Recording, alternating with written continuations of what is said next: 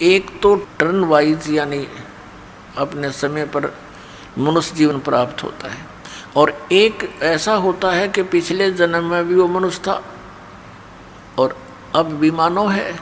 तो जो ऐसा जिसका जन्म है, पीछे भी मनुष्य था और हो सकता है उससे पीछे भी मनुष्य हो, 10-20 लगातार भी मनुष्य जीवन मिल सकते हैं पुनः से। लेकिन जब तक परम संत नहीं मिलेगा वह पिछली बैटरी डाउन होएगी। वह एक जन्म में भी हो सका है, 2 में भी, 3 में भी, 4 भी प्राप्त कर सकता है और फिर इकट्ठा एक कैर तोड़ देगा। ये काल उसके ऊपर 84 लाख योनियों में डाल देता है, यदि मनुष्य जीवन के अंदर उसको कोई सत मार्गदर्शक संत नहीं मिलता है। तो पुण्यात्माओं, जिनको पिछले मनुष्य जीवन से ही आगे मनुष्य जीवन प्राप्त हुआ है, तो वो प्राणी परमात्मा की तरफ में बचपन से ही लग जाते हैं। वो भिन्न बात है कि वो कैसी साधना करते हैं। जैसे भी मजहब धर्म में वो जन्म लेता है तो वो आत्मा भगवान की भक्ति बिन रह नहीं सकता, वो पिछले पुण्यकर्मी प्राणी है। तो वो तो अवश्य कहीं ना कहीं कोई भक्ति कर रहा है, वो रुक नहीं सकता। वो दूसरी बात है कि उसको कैसी साधना प्राप्त है और वो लाभदायक है या हानिकारक, वो तो फिर संत बताया करें।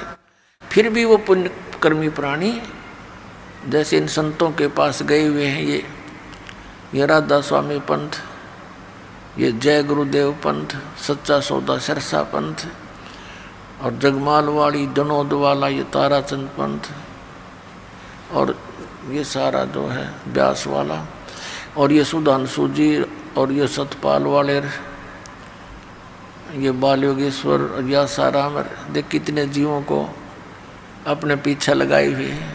ये वो पुण्यकर्मी प्राणी हैं जो मनुष्य जीवन से ही मनुष्य जीवन प्राप्त है, और ये पुण्यात्मा परमात्मा के बिना रह नहीं सकते।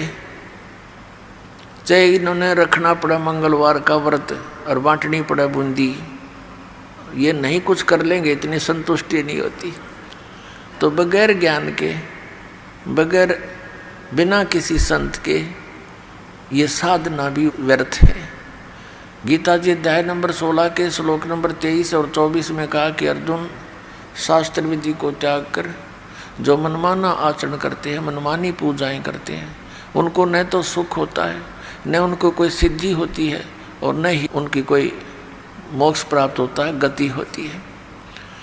तो यूजलेस इसलिए कहा कि अर्जुन, इससे तेरे लिए कर्तव्य और अकर्तव्य की व्यवस्था में, यानी कौन से काम भक्ति के करने चाहिए, कौन से ना करने चाहिए, शास्त्र ही प्रमाण है। उन्हीं के आधार से तू क्रिया करना, किसी की दंत कथा से भक्ति मार्ग पर ना लगना। यानी जो संत सदग्रंथों के आधार से ज्ञान दे वही ज्ञान सही मानना।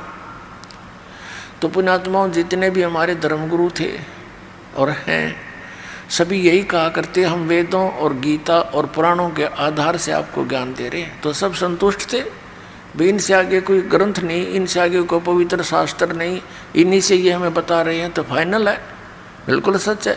लेकिन वो झूठे थे, वो अज्ञानी थे, तत्वज्ञानहीन प्राणी थे, जिनने हमारे सदग्रंथों को भी नहीं जाना और हमें लोक वेद दंत कथा सुना के जीवन नाश कर दिया। अब पुण्यात्माओं, जो प्राणी टर्न वाइज आता है, मनुष्य जीवन प्राप्त कर रखा है उसने, वो भक्ति पर नहीं लगता। उसको कितना कोशिश करो वो नहीं सुनता। वो तो गुट्टी लाना, अपना कोई कर्म है उसको प्राप्त है, जिस भी, जैसे कोई किसान है, मजदूर है, या कोई दुकानदार है, तो वो केवल उसी कर्म में ही लगा रहता है, क्योंकि वो पिछले जन्म से किसी पशु योनि से आया हुआ है। तो इस प्रकार के प्राणी को भक्ति पर लगाना बड़ा कठिन होता है।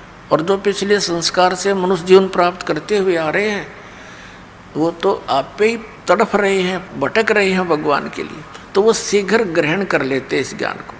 अब उनको अज्ञान मिलता है, उसको भी तुरंत ग्रहण करेंगे, क्योंकि उनको तो भगवान चाहिए। और वो बुद्धिमान लोग होते हैं, जब तत्व ज्ञान, सच्चा ज्ञान भी सुनते हैं तो अवश्य विचार करते हैं, विरोध नहीं करते। वो बहुत गहराई से सोचते हैं कि ऐसा क्यों कहा, किस कारण से कहा, गहराई तक जाते हैं और वो अपना कल्याण करवा ही लेते हैं।